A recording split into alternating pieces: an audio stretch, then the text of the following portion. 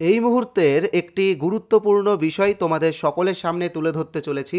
বিশেষ করে তোমরা যারা 2022-এর টেট পাস ক্যান্ডিডেট আছো, তো তোমরা সকলেই জানো যে আগামীকাল সুপ্রিম কোর্টে ওবিসি বাতিল মামলার ফাইনাল হিয়ারিং রয়েছে এবং আশা করা যায় যে আগামীকাল হয়তো সুপ্রিম কোর্ট থেকে কোনো ওরাল জাজমেন্ট চলে আসতে পারে বা কিছুদিনের মধ্যেই অর্ডার কপি সহ ফাইনাল জাজমেন্ট চলে আসতে পারে।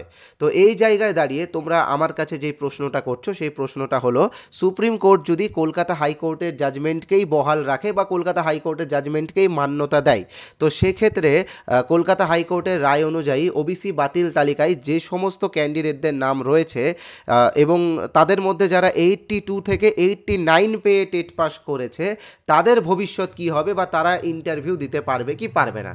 তো দেখো, আজকের এই ভিডিওতে আমি একদম সহজভাবে বিষয়টা তোমাদের সামনে স্পষ্ট করে তুলে ধরবো এবং আমার ব্যক্তিগত মতামত তোমাদের সামনে জানাবো। তাই তোমরা অবশ্যই ভিডিওটিকে একটি লাইক করবে, কারণ এই সমস্ত ভিডিও আমি করি তোমাদের লাইক পাওয়ার জন্য। তোমরা যদি লাইক করো তাহলে কিন্তু আমি এনার্জি পাই এই রকম ভিডিও বানানোর জন্য। ওকে, আর চ্যানেলটিকে অবশ্যই সাবস্ক্রাইব করবে। সাবস্ক্রাইব করতে যেন ভুল না হয়, সাবস্ক্রাইবটা এক্ষুনি করে নাও, কারণ এই ওবিসি মামলা রিলেটেড যে সমস্ত টপিক উঠে আসবে বা যে সমস্ত ইনফরমেশন আসবে, আমরাই কিন্তু সবার প্রথমে দেওয়ার চেষ্টা করব। তো যাই হোক, আশা করি তোমরা সাবস্ক্রাইব করে নিয়েছো, তাই আমার তরফ থেকে সবাইকে অসংখ্য ধন্যবাদ।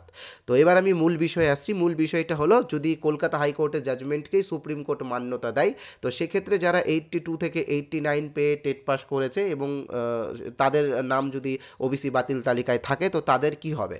তো দেখো, আমি তোমাদেরকে বলি বিষয়টা, যে কলকাতা হাইকোর্ট থেকে গত বছর অর্থাৎ 2024-এ জাজমেন্টটা এসেছে এবং জাজমেন্টটা সম্পূর্ণ প্রসপেক্টিভ জাজমেন্ট মানে যেদিন জাজমেন্টটা এসেছে সেদিন থেকে কিন্তু সেই জাজমেন্টটা লাগু হবে। ওকে, এবং তার আগে যারা যে সকল সুবিধা পেয়েছে সেই সকল সুবিধা থেকে তারা আর বঞ্চিত হবে না। অর্থাৎ তোমরা জানো যে 2022-এ টেট পরীক্ষা হয়েছে এবং 23শে ফেব্রুয়ারি রেজাল্ট এসেছে। ওবিসি বাতিল মামলার জাজমেন্ট আসার অনেক দিন আগে টেট পরীক্ষা এবং ফলাফল এসেছে। তাই আমার যেটা মতামত, সেই মতামত অনুযায়ী যারা 82 থেকে 89 পেয়ে টেট পাস করেছে, তাদের কোনো রকম সমস্যা হবে না, তাদের কোনো রকম প্রবলেম হবে না, তারাও কিন্তু ইন্টারভিউ দিতে পারবে। এবার ইন্টারভিউয়ের সময় তারা জেনারেল ক্যাটাগরির মধ্যে পড়বে নাকি ওবিসি ক্যাটাগরির মধ্যে পড়বে, সেটা কিন্তু পর্ষদ যতক্ষণ না পর্যন্ত নোটিফিকেশান দিয়ে ক্লিয়ার করছে ততক্ষণ পর্যন্ত কিন্তু কিছু বলা যাবে না। ওকে, তো বিষয়টা আমরা অবশ্যই নজর রাখবো আগামীকাল কি হয়। তবে আমার যেটা মতামত সেটা আমি তোমাদেরকে বলে দিলাম, যে তাদের কোনো রকম প্রবলেম হবে না, কারণ জাজমেন্টটা প্রসপেক্টিভ এসেছে এবং যদি তারা যদি বাতিল হয়, তো সেক্ষেত্রে 22-এর নিয়োগে যে সমস্ত ওবিসি ক্যান্ডিডেট এসেছে, চাকরি পেয়েছে, তারাও তো বাতিল হবে, তাই না?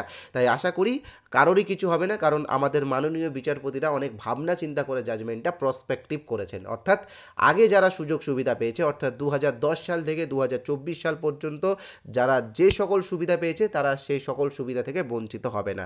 তাই অযথা বিভ্রান্তি ছড়াবে না, অযথা বিভ্রান্তির মধ্যে পড়বে না, গুজবে কান দেবে না, গুজব ছড়াবে না। ধৈর্য ধরো, সময়ের উপরে সব কিছু ছেড়ে দাও। যেদিন জাজমেন্ট আসবে আমি সেদিন তোমাদেরকে ভিডিও করে প্রত্যেকটা বিষয় পয়েন্ট টু পয়েন্ট ক্লিয়ার করে দেবো।